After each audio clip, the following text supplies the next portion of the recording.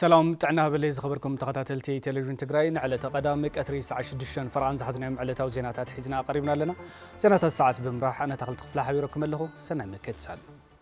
جونوسايداون ولك أملاخن السرعات بالسجنا حزب تግራይ نمصنات ككايدو صنحه كل مداو منقسقاس ناب زلعله براخه بموساد لومي حمله 25 كلتشحن 18 عام تمرت اب زوبا معراب تግራይ قلع وق كم زجمره بهراوي كللاو منغست تግራይ فليتوم بهراو كلاو منغست تግራይ اب مغلصيو اب وشتن وصان زنبر حزب تግራይ حيلتات صطتا تግራይ بهراوያን حيلتاتن تقالستن تግራይ سيفيل محبرات تግራይ تكالات ሃይማኖት تግራይን ካልኦት ዝምልከተኩም አካላትን بهراوي ህልውና حزب تግራይ ንምርጋጽ اب ዝካይድ ፍትሐዊ ቃልሲ ዘበት ንብهراوي ብርሰት መስተንክራው ታሪክ ክትሰርሑ ተጸዊዕሎ ጎይቶም ንጉስ ከምስዑ ካርቦይ جونوسايداون والكملاخن سرعات بالصقنا حزب تግራይ ንምጽናት ከካይዶ ጸንሐ ኩለ መዳዊ ከባን ዕጽዋን በድሮንን ተላእኽቲ ዕጹዋትን ከብጽሖት ጸንሐ መጥቃዕቲ ናብ ዝለዓለ ብራኸ ብሙሳድ ሎሚ ሐምለ 25 2018 ዓመተ ምህረት ካብ ወጋሕታ ጀሚሩ ኣብ ዞባ ምዕራብ ትግራይ በአንፈል ሸረሪና ቆልዑ ውግእ ከም ዝጀመረ ብሄራዊ ክልላዊ መንግስቲ ትግራይ ኣብ ዘውጽኦ መግለጺ ኣፍሊጥሎም እዚ ስርዓት ናብ ስልጣን ካብ ዝመጽእ ጀሚሩ ኣብ ልዕሊ ህዝቢ ትግራይ ጆኖሳይድ ኣዊጁ ኩሎም ዓይነታት ዓለም ለኻው ገበና ዝፈጸመን ኣብ ምፍጻም ጸንሐም ኮይኑ ድሕሪ ምፍራም ስምምዕ ፕሪቶሪያ ውን እንተኾነም ህዝቢ ትግራይ ንምንብርካኽን ንምብትታንን ካብ ዘለዎ ኩቱር ባህጊ ተበጊሱ ዝተፈላለዩ ውዲታት ከባን ዕጽዋን ወታደራዊ ምቅርራባትን ክገብር ድሕሪ ምጽናሕ ዳግም ትግራይ ንምብራርን ህዝቢ ንምፍራስን ተበግሶ ወሲዱ ውግእ ከፊቱልናሎ ዝበለ መግለጺ ብሄራዊ ክልላዊ መንግስቲ ትግራይ ስለ ዝኾነም ኣብ ውሽጥን ወፃእን እትነብር ህዝቢ ትግራይ ኩልኹም ሓይልታት ጸጥታ ትግራይ ብሄራውያን ሓይልታትን ተቓለስትን ትግራይ ሲቪል ማሕበራት ትግራይ ትካላት ሃይማኖት ትግራይን ካልኦት ዝምልከተኩም ኣካላትን ብሄራዊ ህልውናና ንምርጋጽ ኣብ ዝካየድ ፍትሐዊ ቃልሲ ዘበት ንብሄራዊ ብርሰት ኢልኩም ሎምውን ከመ ትማሊ መስተንክራዊ ታሪክ ንምስራሕ ክትዳለው ጸዊዑ እቲ ተጀሚሩ ዘሎ ዳግም ወራርን ጽንተትን ዝምልከቱ ምዕባለታት በብእዋኑ ብዝምልከቶም ኣካላት ዘድሊ መብርህን መግለጽን ዝዋሃበ ምዃኑ ዘፍለጠ ብሄራዊ ክልላዊ መንግስቲ ትግራይ በዚ አጋጣሚ ህዝብና ግቦ ጥንቃቄ ንክገብር አተሐሳሲቡ ማህበረሰብ ዓለም ጆኖሳይዳውን ውልቀ መላኽን ስርዓት ብልጽግና ኣብዚ ዞባ ወሊዕዎ ብዘሎ ኩናት ክስዕብ ዝኽእል መዘዝ ግንዛበ ክወስድ ይግባእውን ኢለሎም ብሄራዊ ክልላዊ መንግስቲ ትግራይ ሐምለ 25 2018 ዓመተ ምህረት መቐለም ህልውና ህዝብ ትግራይ ንምርጋጽ ዝተትሓዘ መደብ ደው ከብሎ ዝኽእል ሓይል የለን ኢለን ኣባል ፈጻሚትን ሓላፊት ቤት ጽሕፈት ሕወሓትን ወይዘሮ ፈትለወርቅ ገብረዝጋብሔር ወይዘሮ ፈትለወርቅ ነዚ ዝገለጻ ዘበት ንብሄራዊ ብርሰት ብዝብል መሪ ሓሳብ ዝተኻየደ መዛዘሚ መድረኽ ወፍሪ ዘዋዶ ምብራቕ ትግራይ ኣብ ከተማ ኩሓብ ዝተሳለጠሉ እዋን እዩ ተስፋይ ታደሰ ተወሳኺ ዘሎ ኣብ ዞባ ደቡብ ምብራቕ ዘበት ንብሄራዊ ብርሰት ብዝብል መሪሕ ሓሳብ ኣብ ከተማ ኩሓ መዛዘመ ህዝባዊ ዋዕላ ተሳሊጡ ኣብቲ መድረኽ ተረኺበን መልእኽቲ ዘሕለፋ ኣባል ፈጻሚትን ሓላፍቲ ቤት ጽሕፈት ሕወሓትን ወይዘሮ ፈትለወርቅ ገብረዝጋብሔር ኣብ ኩሎም ወረዳታትን ከተማታትን ትግራይ ዘበት ንብሄራዊ ብርሰት ብዝብል መሪሕ ሓሳብ ዝተኻየዱ ሰፋሕቲ መድረኻት ከም ህዝቢ ሓበራዊ ምርዳእ ከም ዝተበጽሐሎም ገሊጸን ውድብ ምስ ህዝቢ ክራኸበለኒ ኣብ ተመሳሳሊ ዝኾነ ረዳድኣን ኣተሓሳስባን ክንበጽሕ ክንማየጥ ኣለና ኢሉ ኩሉ ማእኸላይ ኮሚቴኡ ኣውፊሩ ኣብ ኩሎም ወረዳታት ኣብ ኩሎም ከተማታት ናይ ትግራይ ንይጥ ጀሚሩ ቀጺሉ እውን ብዝተፈላለዩ ንኡሳን ሕብረተሰብ ክፍልታት ሰፋሕቲ ዝኾኑ መድረኻት ተኻይዶም ከም ህዝቢ ኣብ ምርድዳእ ዝበጽሕናሉ ዓብዪ ውራይ ዓብዪ ኣጀንዳ ኣለና بسلاماو منجد كسرح زقبوم سرحتيم بزيلات منجد سرحنا صعرنا نينام بانصارو جونوسايد واجزاز او يحمد نتو عيد تطقيمو هزو تግራይ بسلاحتا كبر رزق سرح مصنحو አረደን ካብ ዝግባእን ላዕለውን ዋጋ ነኸፈልና بسلاماو መንገድ ሁሉ ነገር ንኽእለ ሰሪሕና ደኺምና ጽዒርና ከምውድብ ከም መንግስቲ መወዳእታ ግን እንታይ ዝኸውን ዘሎ ንሕና ንሰላም እንዳሰራሕና ጸላኢና ግን حزون مليسو تمليسو كم بركخنا تجزأنا كابزي زخاف أدمّا كم هزبي كم بيهر كتفأنا كل مدلات وديو كبيبنا نتن هزبي تجراي كيتفأخون كيدمسسكون كم بيهر أي عرفن زبل زلو سرعة بلصقنا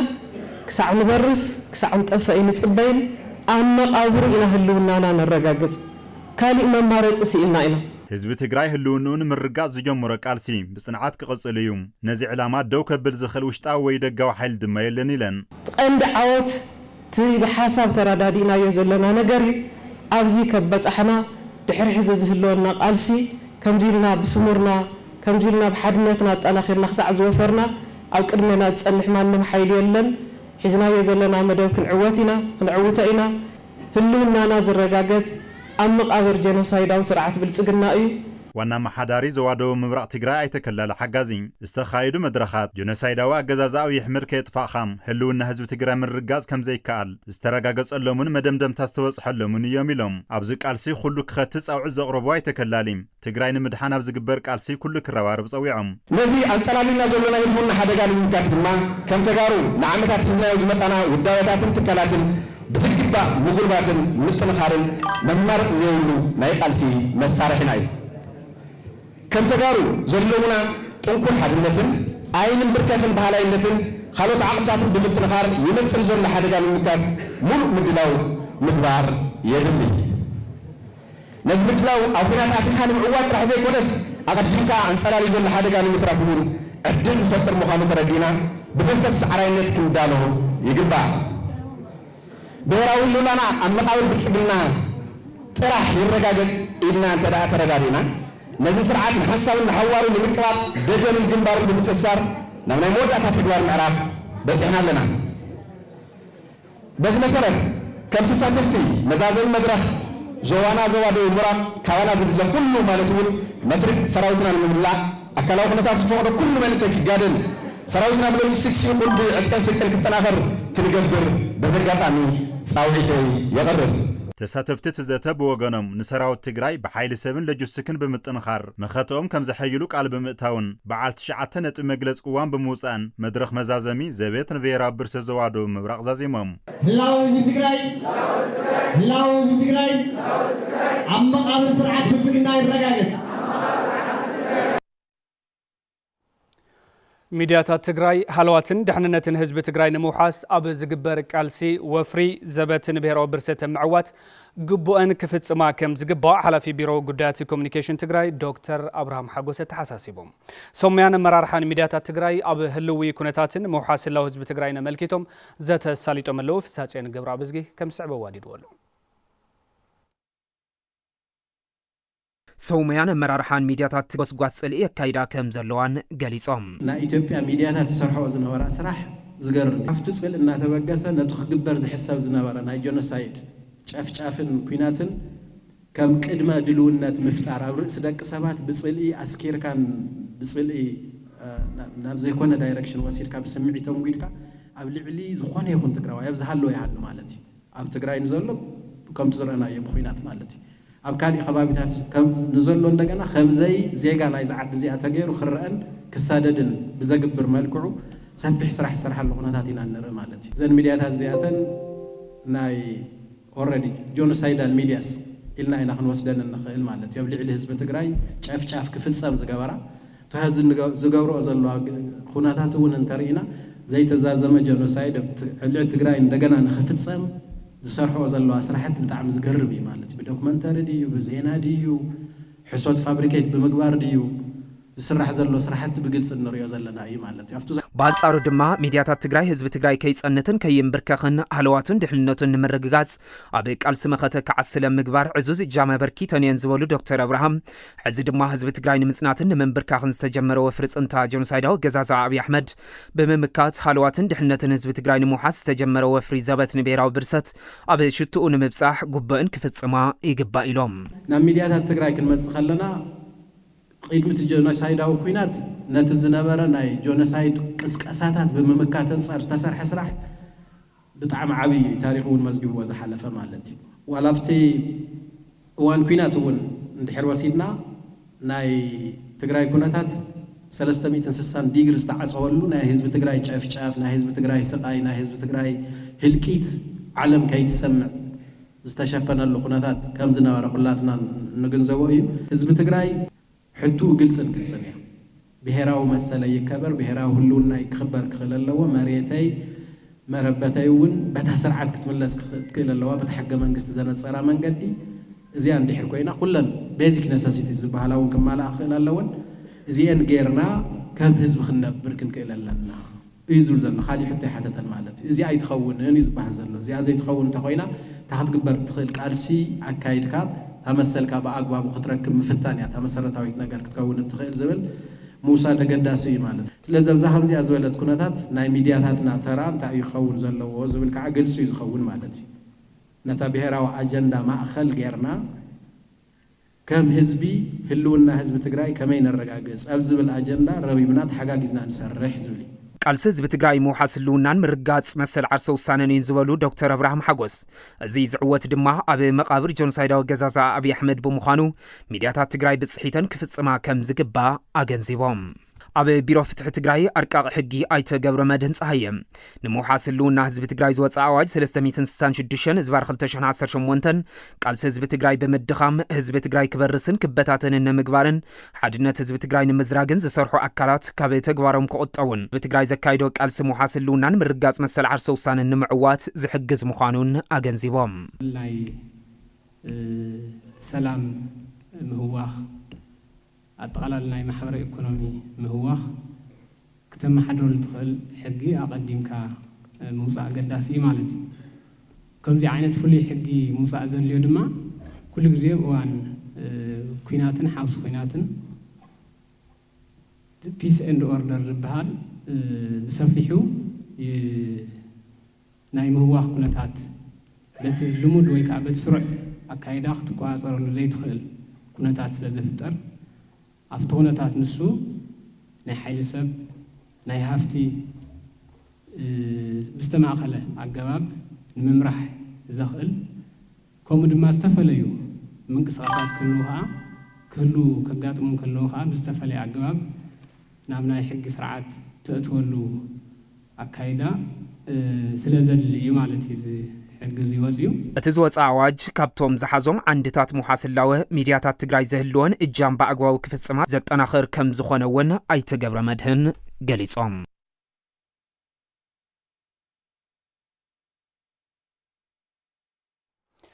ብሽም ሃይማኖት ሓድነት ህዝቢ ንምዝራግ ዝንቀሳቐሱ ሓይልታት ውዲቶም ብምፍሻል ሃልዋትን ድሕንነትን ህዝቢ ትግራይ ንምርጋጽ ኣብ ዝካየድ ዘሎ ቃልሲ እጃሞም ከም ዘወፍዩ መራሕቲ ሃይማኖት ዞባ ማእኸል ትግራይ ገሊጾም እዞም መራሕቲ ሃይማኖት ነዚ ዝገለጹ ዘበት ንብሔራዊ ብርሰት ብዝብል መርሕ ሓሳብ ኣብ ከተማ ኣክሱም ኣብ ዘካየድዎ መጠቃለሊ መድረኽ እዩ ንጸብጻብ ፍስሓ መዝገበ ጸጋይ መኮንን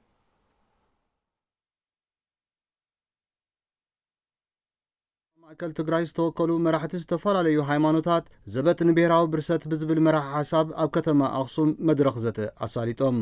ኣብቲ መድረኽ ዝተሳተፉ መራሕቲ ዝተፈላለዩ ሃይማኖታት ብጉልባብ ሃይማኖት ሓድነት ህዝቢ ትግራይ ንምሽራፍን ቃልሲ ህልውናን ድሕንነትን ንምትዕንቃፍን ይሰርሑን ዘለዉ ኣካላት ውዲቶም ንምፍሻል ኣብ ጎኒ ህዝብን መንግስትን ትግራይ ተሰሊፎም ቃልሶም ከም ዝሕይሉ ይገልጹ እቲ ሙስሊም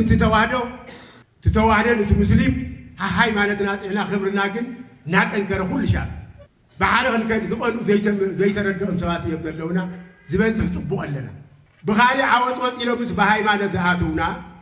ካብ ወፃእ ትሒዙ ሳውዲ እኒአዩ እዩ ኣብ ከባቢና ተተቃሊስና ንምክኾ በሃይማኖት ደረጃ ኣቢልካ ዝእቶ ነገራት ብዙሓት ስለ ዘለዉ እስክንርአዮም ኣብ ቤተ ክርስቲያን ይኹን ኣብ መስጊዱ ዝዝረብ ዘረባ ግን ትክክል ኣይኮነን እሞስ ንራዳእ ተባሂሉ ዝመፀ መድረኽ ብጣዕሚ ደስ በሃሊ እዩ ብስሩውን ንዝነገር ክዕውተና ዝኽእል መንግስቲ ጆኖሳይደር ኣብዪ ኣሕመድ ኣብ ልዕሊ ትካላት ሃይማኖት መራሕትን ሰዓብትን ዝፈጸሞ ጨፍጫፍ ከም ዘይርስዕዎ ዝገለጹ እዞም መራሕቲ ሃይማኖት እዚ ኣረሜናዊ ተግባር ክድገም ከም ዘይፈቕዱን ነዚ ንምምካትን ልኡላዊ ግዝኣት ትግራይ ንምርጋፅን ድማ ካብኦም ዝሕተት ኩሉ ንምውፋይ ድልዋት ምዃኖም ይዛረቡ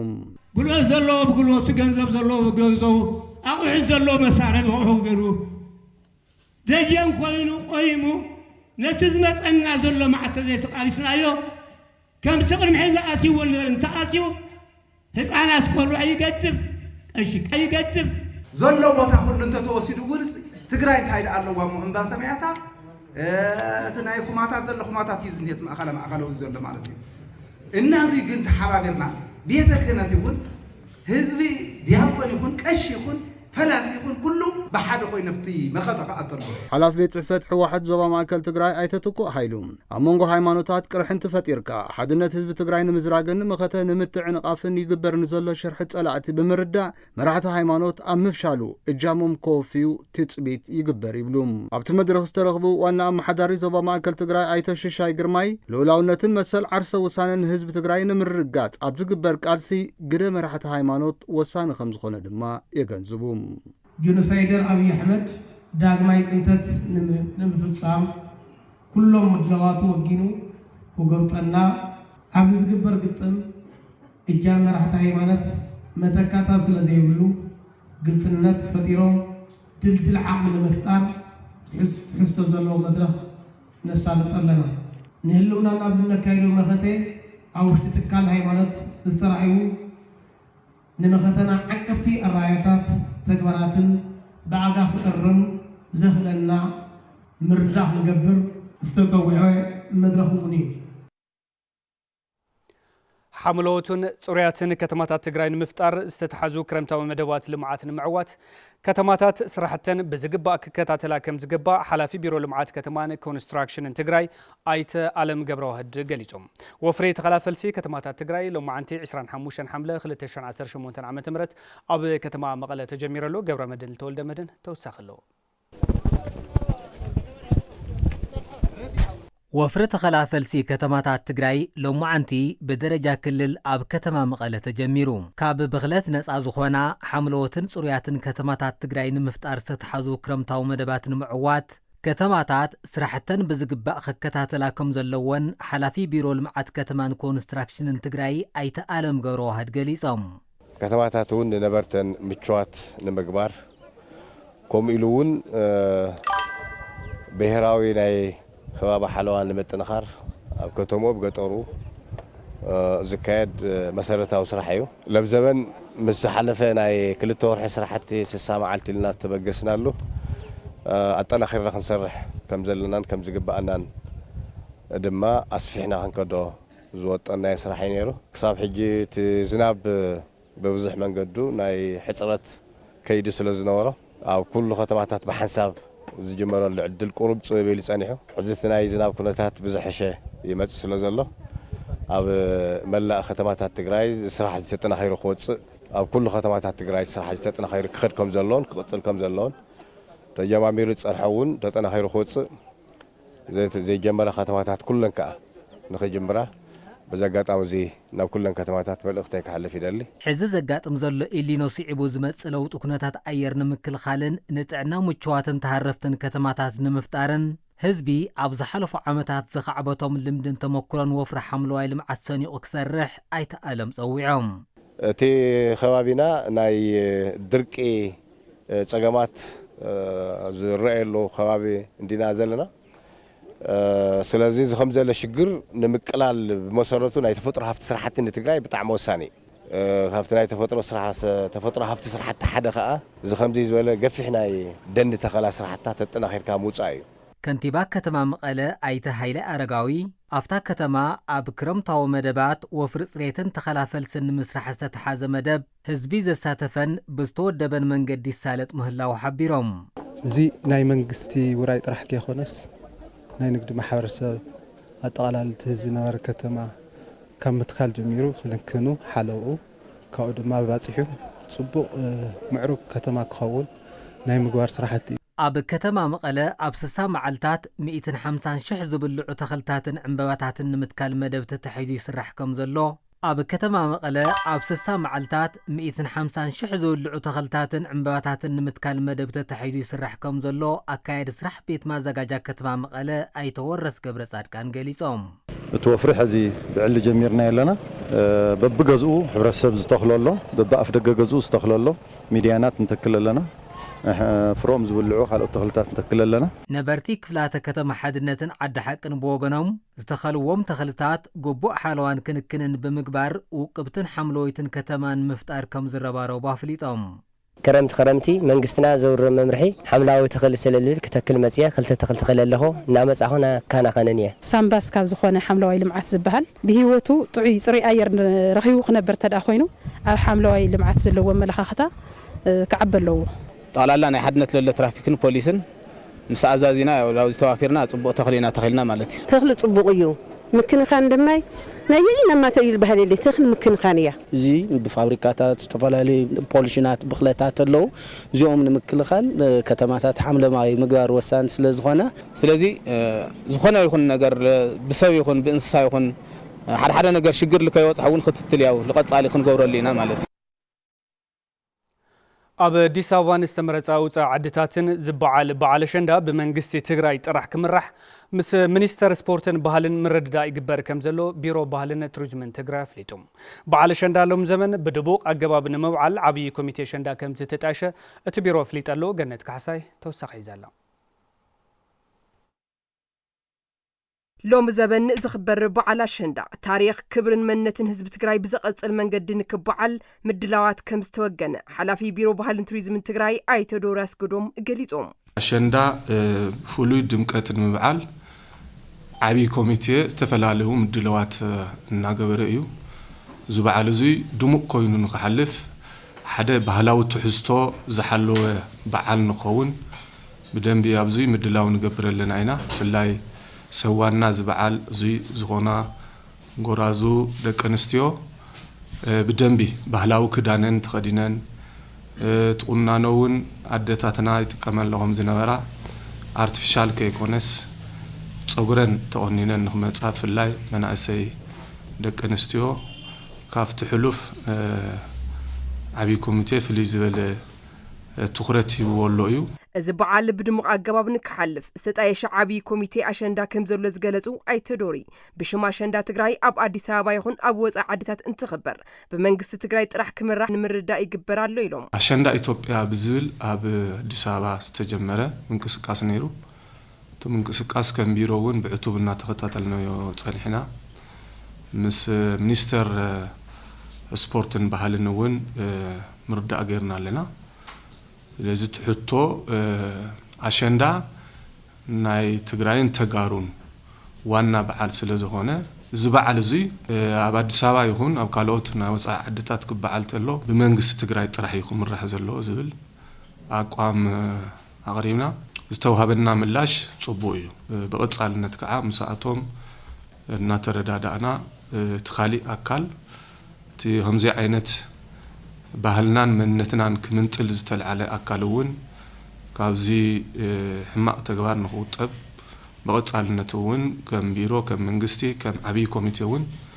ክንሰርሐሉ ቆሪፅና ተላዒልና ኣለና በዓል አሸንዳ ተምሳሌት ሓድነት ሓልዮትን ምርዳእን ዝበላ ምክትል ሓላፊት ቢሮ ጉዳይ ደቂ ኣንስትዮ ትግራይ ወይዘሮ ኣበባ ጊደይ ኣብ ፈታን እዋን ኮይና ነብዕሎ ዘለና እዚ በዓል ምእንተ ክብርኻን መንነትኻን ዝግበር ቃልሲ ኣካል ብምግባር ብድሙቕ አገባብ ክኽበር ይግባእ ኢለን አሸንዳ ከም ሓድናትን ደቂ ኣንስትዮ ኢኮኖሚ ተጠቃምነትን እውን ነረጋግጸሉ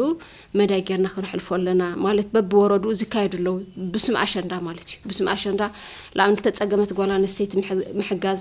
ብስም አሸንዳ ካብ ገበርቲ ሰናያት እውን ብዝተፈላለዩ ሓገዛት ልሕገዛሉ ዋላ ብጉልበት እውን ለኣብነት ሕዚ ክረምቲ እዩ ብሽም አሸንዳ ልሕረሰላ ጓል ኣንስተይቲ ብሽም አሸንዳ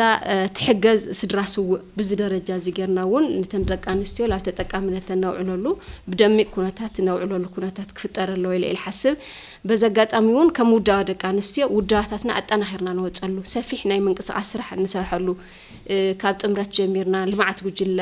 ውዳዋታትና ኣጠናኺርና ንወፀሉ ነቲ ቃልስና እውን ነበርኸሉ ኩነታት ክፍጠረሎ ኢለ ይሓስብ ባህላዊ ትውፊታት አሸንዳ ብዝተፈላለዩ ምክንያታት በብእዋንና ተሸርሸረ ናብ ንግዲ ይኣቱ ከም ዘሎ ትዕዝብቶም ዘቐመጡ ፈጻሚ ዳይሬክተር ማሕበር ባህሊ ትግራይ ኣይተ ብርሃኑ ገብረ ሚካኤል ነዚ ናብ ንቡር ንምምላስ ግደ ኩሉ ማሕበረሰብ ክኸውን እፀዊዖም እቲ ዝተጣየሸ ዓብይ ኮሚቴ በዓል አሸንዳ ሎም ዘበን ደሚቑ ንክሓልፍ ስነዳ ውድድር ወይዘሪት አሸንዳ መምራፅ አምባሳደር አሸንዳን ካልኦትን መርሃ ግብርታት ከም ዘዳለው ድማ ንምፍላጥ ተኻይሉ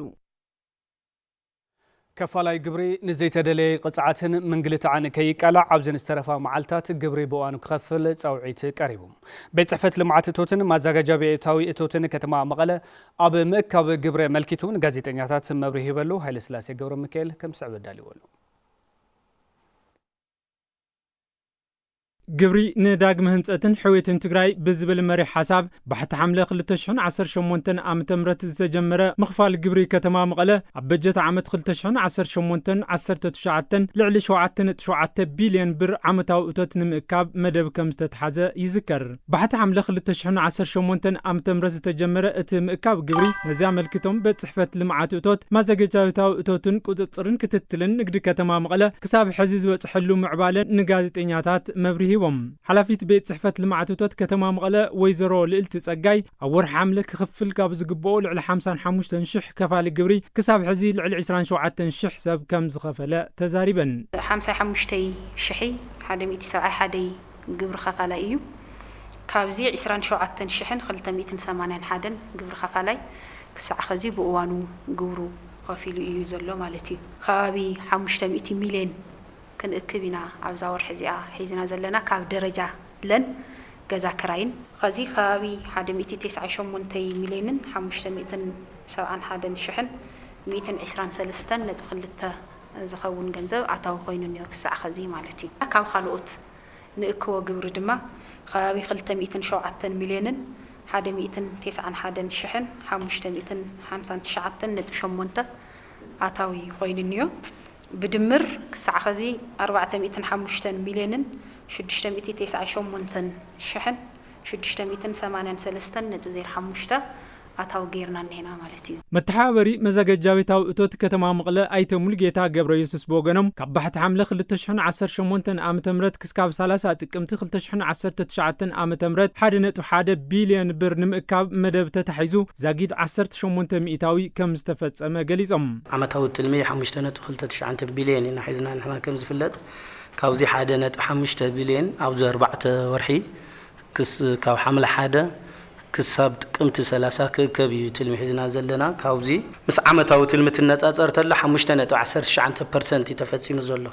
مس ناير 4 ورح تلمت النصاصر تلا 18% يتفصيم زلو افصاصما كفله كتماتات زي ممططانالو زبلو اتم حلفتي ازي እናተ ገምገመ ዝሓሸ ስራሕ ንምስራሕ ከም ዝንቀሳቀሱን ኣብ ምኽፋል ግብሪ ዝለዓሉ ጥራዓናት እውን እናተኻታተልካ ፍታሕ ይግበረሎም ከም ዘሎ ሓቢሮም ካብ 600 ዝኸውን ጥራዓን ቀሪቡ እዩ ከም ከተማ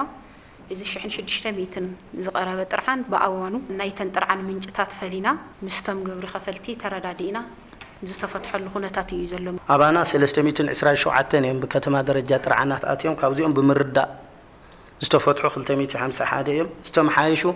84 يوم يقبلن حدي بدمر 100% تفتحي بمردة مالت ورحم لك زازم تعرف وزلو معلتات وسني زبلو تم حلفتي كفالاي قبري نزي تدليو قصعاتاتن من قلتعاتن كي يقلع أبزن ترفع معلتات قبري بوانو كغفل تاوعي تقريبهم تعرف النازلو معلتن تزي خفل قبر خفالاي نايتمتات أنا يزلو سلازيه نحنا كم منقستي قلقالو تناسلوت غيرنا كنا قلقل إيفن قدام سنبتن كنعتي نتجبر خفالاي كنا قلقل أبزن تعرفن زلوا معلتي سو أبز حتصر إيوان تجبر خفالاينا بأوان ومتيو كله بزي قزعات زخفلو العدل كفتر اللو إنا نزلنا بسومنزي ببدرو جوز ولا مريحنات بكوميتمات بقرص أينات زلو زي خفالة جورا خفالي بأوان كمز ناي مختات حلافنا تلو تعرفن زلوا معلت دما ناي سومنيو سلازي محبر سمنا نزي تدلي ولد محدارة وقصعت كدارجي سلازي أبزلو شجر كي يقصع كالوت أجمعت كي يوضحوا بوان موجو بزاقات أمز خفل ما زاق جابت أوتوت كتمام غلي صوع بتمساسالي كيد سراح سرعات كتسرن كتتل النقدي كتما مقالة بوغنو أب كتما مقالة زاقيد لعلي 13 شحنة قاداي فقاد نقدو كم زحدثة قليجوم أتحواباري سرعات كتتلن كتسرن النقدي كتما مقالة آيت برهان ولد جبريل أب كلنا مأخلات مخفل جبري قلقالو تحد مأخل سلازلو جبري زخفل نقاداي قلنا قلني بوانو نقد فقادو كحدث أوعي تقريبا حزون هاي لسلاسة جبر مكان صرت حمش شحن 495 نقاداي كاب لمعاتوت قبو خفيل سلازخنا قبر كحدث الله ويلهم كليرانس زهاو نقاداي لنا ازيو 100 او كحدث يوت مدى تحدث زلغان 13 شحن 171 حدنيم دي 100 كر انتلو كافتي كليرانس وسده 85 100 يزلو تفصاصما نقد فقط زي ولهم زي حقاويان نقاد لهم استونتهم حقاو نقادو ዝጻው ንእቶት ከተማናውን ዝጻባ ስራሕ ዝሰርሑ ሕጋዊ ፍቃድ ዘይብሎም ነጋድሎ ኣብዚኣቶምውን ኣብዚ ናይ ሕዚ ናይ ወርሒ ሓምለ ጀመርና መደብ ማዕፀን ማዕጾ 2257 ነጋዶ ንግዲ ፍቃድ ዘይብሎም እናሰርሑ ኢና ረኺና ካብዚኣቶም 2233 ናብ ስርዓት ካቱ ገይርና ኣለና እዚ 99 ሚእታዊ ኣፈጻጽማ ኣሎ ስለዚ ተጀማምራ ኣብ ሓድሽ ፍቃድ ምውፃእ ንግዲ ፍቃድ ዘይብሎም ሓድሽ ፍቃድ ምውፃእ ተጀሚሩ ዘሎ ስራሕ ብኡ ተጠናኺሩ ክቀጽል ምግባር እዩ ኣብ ከተማ መቐለ ውርድ ኢልካ ክትርኢ እንተለኻ ብርክት ዝበለ ንግዲ ፍቃድ ዘይብሉ ነጋዳይ ስለ ዝርከብ ካብኡ ንላዕሊ ጎሽጓሽ ክንገብር ካብኡ ንላዕሊ ቁፅፅር ክንገብር ካብኡ ንላዕሊ ድማ ሓድሽ ፍቃድ ኣውፅኡ ሕጋዊ ነጋዳይ ኮይኑ ክቅጽል ዝግብኦ ክቅጽል ምግባር ሓደ ስራሕና እዩ ዝኸውን ዘሎ ማለት እዩ ኣብታ ተሪፋ ዘላ መዓልቲ እቲ ዘይሓደሰ ዝኸደ ይኹን እቲ ሕዚ ግብሪ ዘይከፈለ ዘሎ ግብሪ ዝኸፈለ ዘን ተሪፈን ዘለዋ መዓልታት ኣብኡ እናሃለወ ንግዲ ፍቃዱ ሓዲሱ ክኸይድ ናይ ምግባር መደብ ተጠናኺሩ ክቅጽል ኢና ክንገብር ማለት እዩ ቢሮ ንግድን ልምዓት ዕዳጋን ትግራይ ኣብ ሓደጋ ዝርከብ ስርዓት ንግዲ ትግራይ ንምዝማነ ትኩረት ገይሩ ይሰርሕ ከም ዘሎ ፍሊጡ እቲ ቢሮ ነዚ ዘፍለጠ ንኽኢላታት ምዝገባ ንግድን ዳታን ስልጠና ብዝሃበሉ መድረኽ እዩ ትዕግስቲ ኪሮስ ተኸታቲላቶ ቢሮ ንግድን ልምዓት ዕዳጋን ትግራይ ንክኢላታት ምዝገባ ንግድን ክኢላታት ዳታን ትካሉ ስርዓት ንግድን ምዝማን ዘኽእል ተግባር ተኮር ስልጠና ኣብ ምሃብ ይርከብ በቲ ዘጋጠመ ጽንተታዊ ኩናት ምኽንያት ሃስያ ዝበጽሑ ስርዓት ዕዳጋ ትግራይ ንምዝማን ብትኹረት ይስራሕ ከም ዘሎ ዝገለጹ ዳይሬክተር እቲ ቢሮ ዶክተር ረድዓ በርሀ ሰልጠንቲ ዝተዋሃቦም ስልጠና ብትኹረት ተኸታቲሎም ንዓዶም እጃሞም ከወፍዩ ትጽቢት ከም ዝግበረሎም ሓቢሮም ከም ክልል ቅድሚት ዝነበረና ሕዝቢ ድሕረት ተሰርዕና ስለ ዘለና ተም ጸገማት ንምቕራፍ ብዘለና ዓቕሚ ኣብ ዓርሰ ምርኮሳና ኮይና ንሰርሖም ስራሕቲ ስለ ዝኾኑ በዚ እውን ተረዲእና ጽባሕ ከጥፍአኩም ለም ከጥፍአኩም ዝብለና ዘሎ ኣብ ዙርያ ትግራይ ይኸዩ ዘሎ ጸላእ እውን ንዕኡ ብዝጥዕም መንገዲ ዘይኾነስ ንህዝብና ንነጋዳይና ብዝጥዕም መንገዲ ስራሕቲ ንምስራሕ ከም ህዝቢ ንቅድሚት ክንቅጽል ከም ቢሮ እውን ስልጡን ጽሩይን ግልጋሎት ንምሃብ ዝተጀመረ ናይ ዲጂታላይዜሽን ስራሕቲ ስለ ዝኾነ ብኡ መንፈስ ተረድእና ኢና ስልጠና ክንወስደ ዝግበአና ዓለም በፂሓቶ ካብ ዘላ ብርኪ ምዕባለ ንድሕሪት ዝተረፈ ስርዓት ንግዲ ትግራይ ንምዝማን ዘኽእል ስራሕቲ ይስራሕ ከም ዘሎ ድማ ዳይሬክተሬት ንግድን ምዝገባን ፍቃድ እቲ ቢሮ ኣይተዓወት ኣረጋይ ግልጽ ገይሮም ስልጠና እዚ ማንኛውም ነጋዳይ ኣብ ገዝኡ ኮይኑ ኣብ ቢሮኡ ኮይኑ ንግዲ ፍቃድ ሓድሽ ንግዲ ፍቃድ ከውጽእ ይኽእል ክስርዝ ይኽእል ከመሓይሽ ይኽእል ካፒታል ክዕቢ ይኽእል ኩሉ ነገር ማለት እዩ ስለዚ ታዩ ዝቅንሰሉ ዘሎ ሓደ ግዜ ሴቭ ይገብረሎ ካልኣይ ቴክኖሎጂ ተኣታትሎ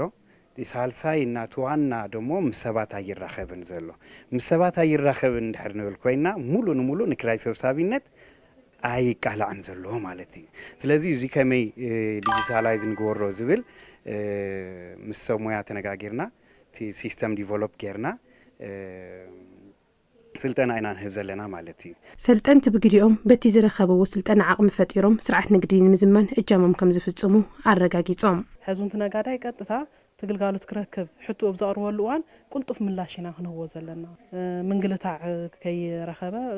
ግልጋሎት ኣብ ገዝኡ ኮይኑ ብእዋኑ ስሉጥ ዝኾነን ጽሩይ ዝኾነ ግልጋሎት ረኽበሉን ካልኦት ሴክተራት እውን ነዚ ግልጋሎት ብኦንላይን ዝሪኣሉ መንገዲ ቀደም ናብ ቢሮ ንግዲ ኸይድ ከም ዘምጽእ ዘይተባሃለ ቀጥታ ትግልጋሎት ካፍቲ ሲስተም ሪኦም ግልጋሎት ዝህብሉ መንገዲ እዩ ክንፈጥር ንኽእል ኢና ንሕና በቲ ስልጠና መሰረት ከመይ ከም ልእተ ከመይ ከም ዝስራሕ ንዕኡ እውን ለሃብና ንሕና እውን ከምዚ ስልጠና ሊወሰደ እውን ኣለና ንዕኡ እውን መሰረት ለሓገዝና ትልሕገዝ ሙሉእ ሓገዝ ለሃብና ንሱ እውን ናይቱ ዲጂታላይዜሽን ተጠቃሚ ንምግባር ንሕና ድልዋት ኮይና ክንሰርሕ ኣለና ማለት እዩ بمتحبار سبيشاليزد ريفرال هوسبيتال يونيفرسيتي أخسومن بوساد زتباله بروجكتن أب كتم أخسوم مسمويا بهلا وحكمنا عزمي زت تساليتهم بسبرات عزمن مجاتمن زفترو تجمعات عنان مكل خال قد سمويا حكمنا زلعله كم زخونة تقاسو أب سبيشاليزد ريفرال هوسبيتال يونيفرسيتي أخسوم سبيشاليست حكمنا عزمن مجاتمن دكتور كبرم حدش سمويا بهلا وحكمنا عزمي زسرحوهم درجة حكمنا عقمن بمردة سبرات عزمن مجاتمن سعيبهم زفترو تجمعات مكل خال كسرحو كم زجباء قليزهم እዞም ሰሙያ ንዓመታት ዘኻዕበትዎ ተመክሮ ተጠቂሞም ሰርሕዎ ስራሕ ዓቕሞም መሰረት ብምግባር ዝተግበር ምዃኑ ተረዲኦም ክሰርሑን ልዕሊ ዓቕሞም ናብ ትካላት ጥዕና ክልእኹን ከም ዝግባእ ሓቢሮም ተወካሊ ሪፈራል ሆስፒታል ዓይደር ስፔሻሊስት ሕክምና ዓፅሚ ዶክተር ኪዳነ ማርያም አብርሃ ሰሙያ ባህላዊ ሕክምና ዓፅሚ ዝህብዎት ብሞያ ዝተሓገዘ ግልጋሎት ንክህቡ ደገፍ ከም ዘድልዮም ብምጥቃስ ዘበናዊ ሕክምና ዓፅሚ ናብ ኩሉ ተበጻሒ ብዘይምዃኑ ኣበርክቶ ዞም ባህላዊ ሓኻይም ወሳኒ ከም ዝኾነ ገሊጾም ኣብ ባህላዊ ሕክምና ዓፅሚ ዝተዋፈሩ ተሳተፍቲ ብወገኖም እቲ ዘተ ኣብ ከይዲ ስርሖም ንዘጋጥሞም ፀገብ ኣብ ምፍታሕ ሓጋዚ ከም ዝኾነን ኣብ ዓፅምን መጋጥምን ዝበፅሕ ጉድኣት ንምክልኻል ተወሳኺ ዓቕሚ ከም ዝፈጠረሎምን ተዛሪቦም ኣብቲ ዘተ ካብ ከተማ ኣክሱም ወረዳ ላዕላይ ማጮውን ዝተወከሉ ሰሙያ ባህላዊ ሕክምና ዓፅምን መጋጥምትን ተሳተፍቲ ኮይኖም እዮም ከም ፀብጻብ ፍሳህ መዝገበ